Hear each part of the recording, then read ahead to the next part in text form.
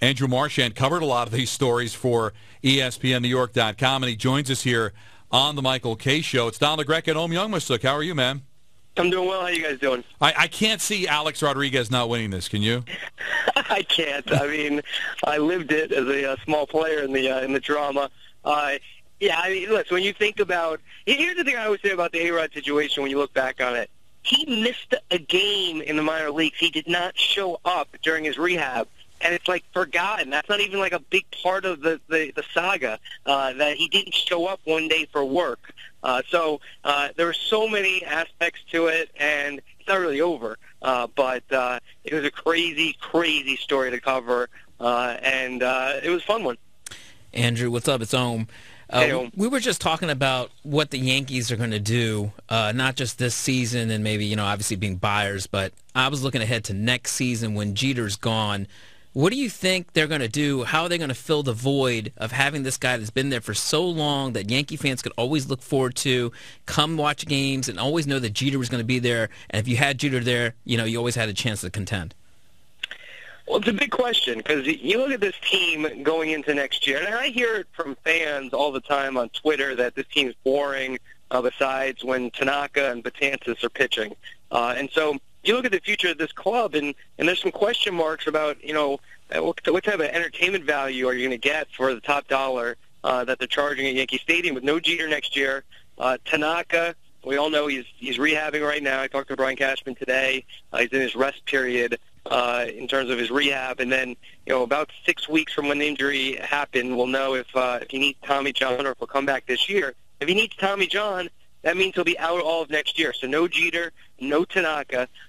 What will they have? I mean, that's a good question. Tulowitzki's name's come up now. But if they were to trade for a guy like that, they're going to have to give up a lot. And you're getting into a guy who's great right now. But if you look at his splits, he's much better at home than he is on the road. And, he's getting now into his 30s. What type of player will he be going forward? He gets hurt a lot. So how do they replace I don't think they do. I think we're kind of the Yankees might win. They might make the playoffs. In this year, for example, they're 5 games out. But if they hadn't lost 4/5 of their rotation, let's say they only lost one guy out of their 5-man rotation, they're pitching what you would expect from them. You would think they'd be either game back or maybe even in first place in the AL East. So I still think they'll be a playoff team, or at least playoff contender every year in the near future. But do they have that entertainment? Are they, have A-Rod maybe back? I mean, that will be some entertainment, but he might not be a good player anymore.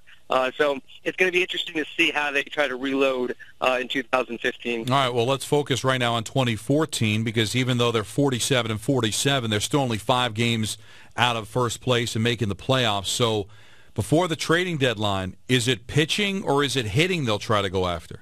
Yeah, I talked to Brian Cashman today. He said it's pitching, starting pitching to be exact.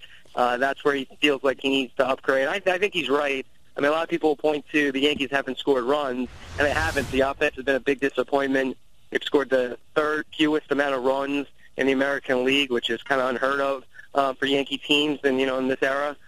But I think that I don't know if they're going to get better. I just don't think there's many spots to improve upon when you look at the offense. I think one thing they might do at some point in the near future is maybe call up a guy like Rob Snyder. He's at AAA right now. He's a kid who has really hit very well at AA and AAA this year. They're converting him to second base, but at Arizona he was an outfielder, so he's been playing outfield for a few games now. I think they'll let him get another couple of games under his belt, and I could see him maybe sharing or playing right field with Ichiro. So that's how perhaps they could help the offense. But then on the trade market, I think they might use their financial might and perhaps a name I'll throw out there is Cliff Lee, who's going to make a start. He's coming off the DL on Monday for the Phillies. Up 2 starts before the trade deadline. He's owed a lot of money, $25 million this year, $25 next year, and he has an option in 2016 for $27 million with a $12 million buyout. That's a lot of money. Phillies will have to eat some of that, but there's not going to be a lot of teams who are going to bite on that because of how much money he's owed. So maybe he could be a guy the Yankees could pick up. Now, I was going to say about Cliff Lee, how realistic do you think that is? What would they have to give up to get him? And also, what other names, even if you aren't hearing those names, what other names would you speculate and throw out there that the Yankees could go after? Well, first on Lee, it's probably a sliding scale, depending on how much money the Phillies were willing to eat. That's the type of prospect they would get. Talking to Yankee people, they're not looking to give up their top prospects unless they were getting a David Price type guy back. That's the type of guy they're going to get. And I don't think Price will be made available to them for a couple of reasons. First off, they're in the division with the Rays, and secondly, the Yankees, their minor league system's a little bit better than I think people think, but in terms of getting a Price right now, I think there's other teams who will be more motivated and can put together better packages for Price. I don't think they'll get him.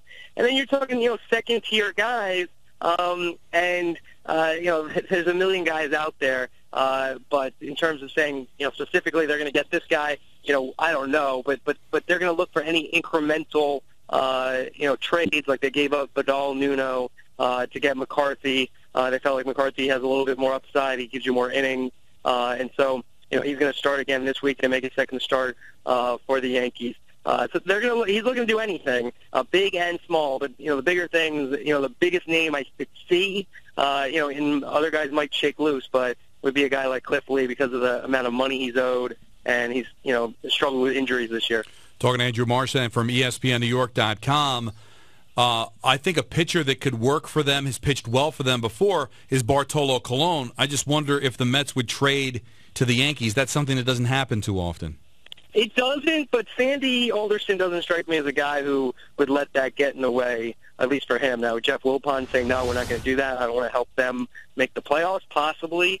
But Sandy strikes me as a guy who's very pragmatic, and if he felt like he was getting the better end of a deal, he would do it. So, yeah, Bartolo might make some sense. They've had him before. But, I don't know. I don't know if they match up exactly. With the Mets, I would think for Bartolo still are going to want a guy at high AAA who's about to bust on the scene, and not maybe a AA guy. The Yankees kind of have more of those type of players than they do the top AAA guys, who maybe the Mets could get in a trade for Bartolo. Andrew, in the second half here offensively, who do you think really has to be the spark? Whose bats really got to get going for the Yankees here? Yeah, Beltran's number one. First off, he's got to stay healthy, and number two, he's got to perform. I don't have his OPS right in front of me, but it's about 638. Last year, he's about 100 points higher. So when he's in the lineup, he needs to hit because they have not replaced Robinson Cano's offense. Brian McCann's the other guy. If you ask for two key guys, McCann's the other guy. He's been better the last 8 games. Hit 350. They took a toe tap. He had a toe tap in his stance, and that was really slowing him down, he felt, and Kevin Long rectified that, and he's hit 350 the last week, so maybe he carries that into the second half. I think this team offensively should be a little bit better. They've gotten so much from Teixeira. Jeter's not the same player that he was. I think Ellsbury's been fine. And then second and third base, I don't think you're expecting that much, and you haven't gotten that much from those positions. And Brett Gardner's been great. So the two guys I think you can look to are McCann and Beltran. And then I said, the young kid, Ruff Snyder, is somebody who they possibly could call up and maybe give a little bit of a spark. Andrew's got an interesting article on ESPNNewYork.com. Are fans giving the Mets a free pass? So definitely read it. It's a very interesting read. But the team has won 8 of their last 10, and they have taken over sole possession of third place. We've seen this before, but this time, does it feel different, Andrew? Do you think that there's a possibility the Mets can at least be a relevant team in the second half? Yeah, I think it's possible. I mean, they're due. And along with the Astros, they haven't had a winning season since 2008. They're the only two teams that haven't done that. They have played better. I mean, this is kind of what the article was about in terms of the Mets. They give their fans so much angst. And I think that there's kind of a pride, Don, you could probably speak to this, of being a Met fan, of sticking with them through all the tough times, through their terribly run by the Wilpons, and how they stick, people stick with them. But in the end, they give you those great highs, and you kind of are feeling as if just maybe, Matt Harvey comes back. They have all these pitching prospects. Everyone in the game really loves their system, that maybe they're on the brink of another one of those special runs that they have, every 10 to 15 years. Well, it doesn't happen in the second half too often, so hopefully they can buck that trend. Andrew, great job as usual, man. We'll talk to you soon. All right, thanks, guys.